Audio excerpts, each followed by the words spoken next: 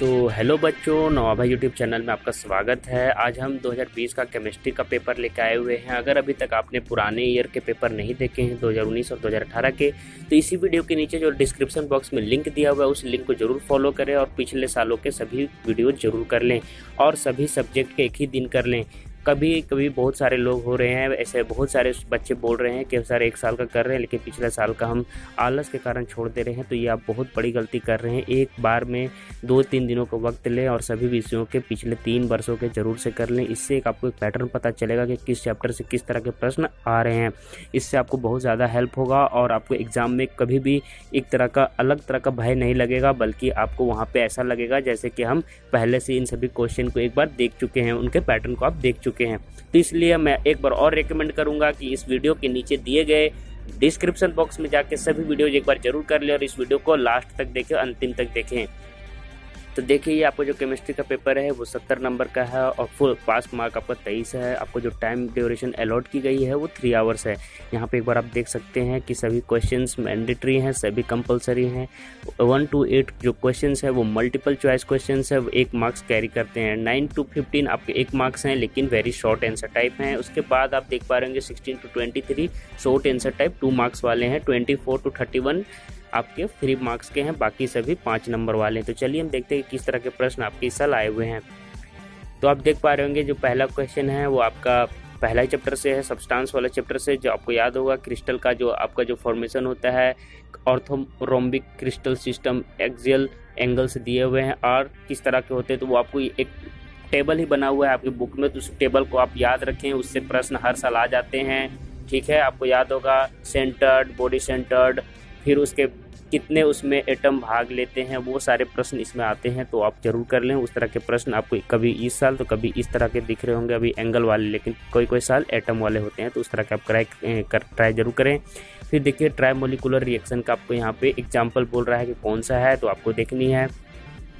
उसके बाद आपको ट्राइमोलिकुलर, बायोमोलिकुलर इस तरह की रिएक्शन देख लेनी है। उसके बाद 3 में आप देख पा रहे होंगे कि यहाँ पे आपको रिएक्शन पूछा जा रहा है और ये सभी रिएक्शन जो आपको दिख रहे हैं ये यहाँ पे आपको ऑब्जेक्टिव में मिला हुआ है, साथ में ये लेंदी क्वेश्चन में भी आता है। तो इसलिए ये जो नामी रिएक्शन है, Friedel Crafts reaction, Rosenmund reaction, Gattermann Koch reaction, ये सभी बहुत ही इंपॉर्टेंट रिएक्शन ऐसे भी हैं, इसलिए इनको आप जरूर करें। ऑर्गेनिक में आपको बहुत ही ज़्यादा इसमें आपको अच्छा सहायता मिलेगा, तो इसलिए यहाँ पे आप करके रखें, तो यहाँ पे ये भी आप कर पाओगे आराम से। फिर यहाँ पे पूछा हुआ है malachite is an malachite is an ore of. तो मेलाकाइट कौन सा किसका और है आपको बताना है, एल्युमिनियम का या एफी का, आयरन का मतलब जिसको बोलते हैं, कॉपर का या जिंक का, तो आपको यहाँ से बताना है। तो और वाला भी लगभग हर साल आता है, आप देख पा रहे होंगे। तो और के जितने भी हैं, कॉपर के जितने भी और हैं, जिंक के, एफी के, एल के, तो सभी के आप और जरूर याद रखें, वो पूछा जाता है। तो चलिए हम नेक्स्ट पेज में देखते हैं।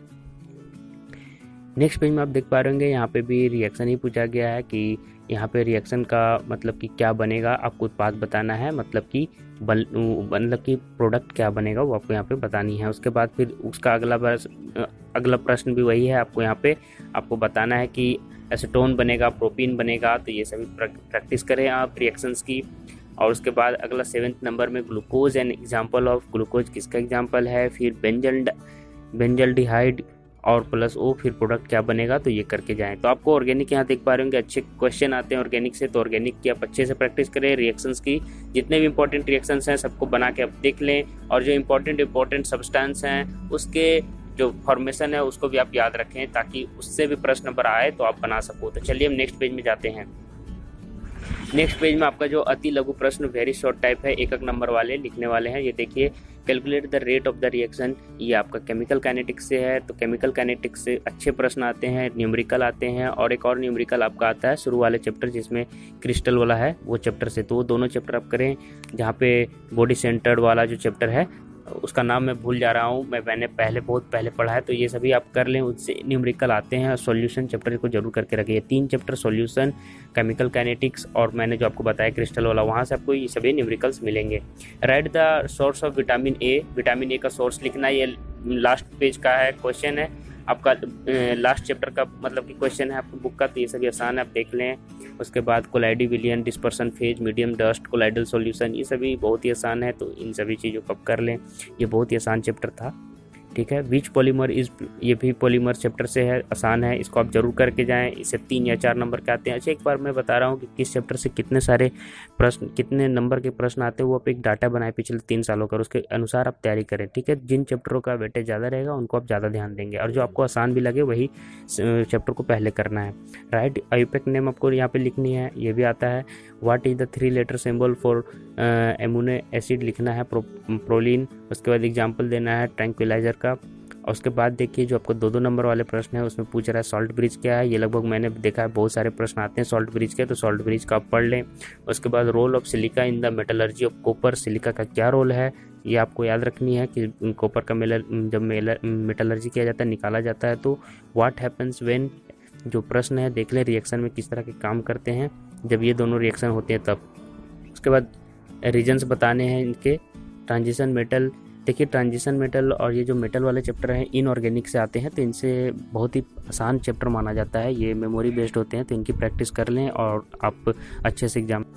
देखिए ट्रांजिशन मेटल, ये सभी के जो चैप्टर हैं यहाँ पे इनऑर्गेनिक के, उनके गुणधर्म भी पूछे जाते हैं। हिंदी मीडियम वाले गुणधर्म पढ़े होंगे, और इंग्लिश वाले प्रॉपर्टीज़, तो प्रॉपर्टीज़ और जो स्पेशल उनमें प्रॉपर्टीज़ होती है वो पूछी जाती है। तो ये इनऑर्गेनिक वाले ग्रुपों का आप प्रॉपर्टीज याद रखें, वो पक्का आती हैं, लेंदी में भी आते हैं। तो ये देख ले, the enthalpy of atomization of transition metal is high, इसका रीज़न आपको बताना है। तो इस तरह के प्रश्न आपके आए हुए हैं। तो चलिए हम नेक्स्ट पेज में आते हैं।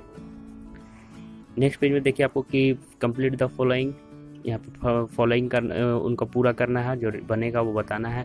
वाटर न्यूक्लिक एसिड, ठीक है, और मेंशन 2 इम्पोर्टेंट फंक्शंस। उसके बाद right any 2 differences between thermoplastic और थर्मोसेटिंग प्लास्टिक, ये आसान है।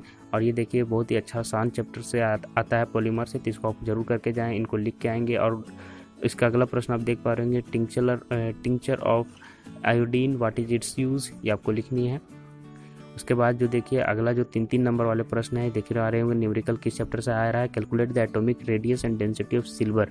यहाँ पे ये क्रिस्टल चैप्टर से लग रहा है। तो अब क्रिस्टल चैप्टर से मैंने आपको बताया था कि the length of the core of unit cell दे दिया गया है, और उसके बाद वो फेस सेंटर्ड है, जो यहाँ पे जो लेटिस है वो फेस सेंटर्ड है। तो उसके हिसाब से आपको पता होना चाहिए कि फेस सेंटर्ड में कितने एटम भाग लेते हैं, उसके बाद ही आप इसे बना पाओगे। उसके बाद देखिए 25 नंबर में the reaction is of second order with respect to reactant how, ये आपका केमिकल काइनेटिक्स से है। तो इन सभी चैप्टर को आप अच्छे से प्रैक्टिस करें, मैंने आपको बताया था इनसे न्यूमेरिकल्स आते हैं। एक्सप्लेन द फ्लोइंग टर्म्स, ये आपको यहाँ पे एक्सप्लेन करना है। पेप्टाइजेशन, इलेक्ट्रोएस्मोसिस, ये आसान है, आपने देखा भी होगा, ये आपका कोलाइडल विलियन का चैप्टर का है, सॉल्यूशन का है, तो ये आसान है, तो इनका प्रैक्टिस कर लें। चलिए हम नेक्स्ट पेज में जाते हैं। नेक्स्ट पेज में आप देख पा रहे होंगे कि how will you bring about the following transformations, आपको बताना है कि ये सभी ट्रांसफॉर्मेशंस आप कैसे करेंगे, और ये हर साल आता है, ठीक है। तो मैं बता रहा हूँ कि इस तरह के प्रश्न आपको कर लेनी है कि कैसे ट्रांसफॉर्मेशन किए जाते हैं। आईयूपैक नेम पूछ रहा है, तो ये आसान भी है आईयूपैक नेम लिखना, आप लिख लें। और आईयूपैक नाम हर साल आता है, ये एक अलग चैप्टर ही है आईयूपैक नेम का। इसमें इस तरह का जो क्वेश्चन है, हेक्सामीन कोबाल्ट 3 सल्फेट, तो इन सभी के लिखने की प्रैक्टिस करें, ये आपने शायद किया भी होगा। तो आईयूपैक नेम वाला चैप्टर से 3 प्रश्न आते हैं। डिस्कस स्टैंडर्ड हाइड्रोजन इलेक्ट्रोड, ये आपको डिस्कस करना है और प्रिडिक्ट करना है प्रोडक्ट जो बनेगा वो, इन सभी के 3 हैं, तो इन सभी के आप देख लें कैसे बनाना है। चलिए हम नेक्स्ट पेज में जाते हैं।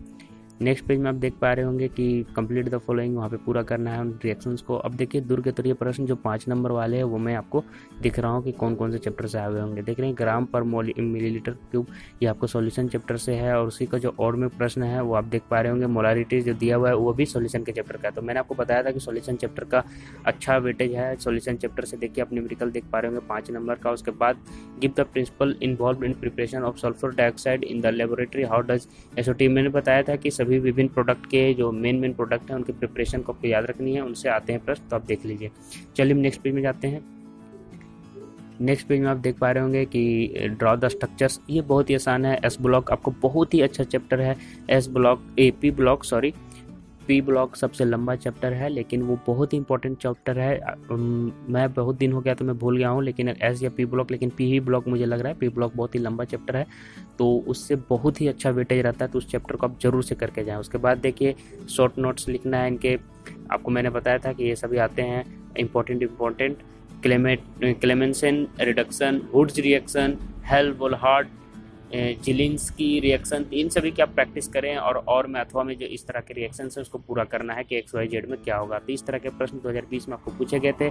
आशा करता हूँ कि आप 3 सालों के पीछे के सभी के एनालिसिस कर लेंगे, किस चैप्टर से किस तरह आए हुए हैं, किस तरह के प्रश्न करने हैं, कोई स्ट्रक्चर बना सकता है। अथवा में देख लें, इसी तरह का हर तरह प्रश्न आता है। अगर आपने स्ट्रक्चर की तैयारी की है तो उसके ऊपर वाले और की तैयारी करने की जरूरत नहीं है। अगर आपने शॉर्ट नोट्स की तैयारी की है तो रिएक्शन की जरूरत नहीं है। तो इस तरह से अपने हिसाब से देख लें जो आपको आसान है, अंतिम में तैयारी करें। तो आशा करता हूँ ये वीडियो आपको पसंद आया। अगर ये वीडियो पसंद आए तो इस वीडियो को अभी तुरंत लाइक करें, अपने दोस्तों के भी शेयर करें। और हाँ दोस्तों, अगर कुछ मुझसे मिस्टेक हुई है तो आप बाय फॉल्ट छोड़ दें, क्योंकि मुझसे काफ़ी दिन हो गया है तो मैंने सिर्फ हेल्प के लिए सिर्फ ये वीडियो बनाया है। तो आशा करता हूँ ये वीडियो आपको पसंद आया है।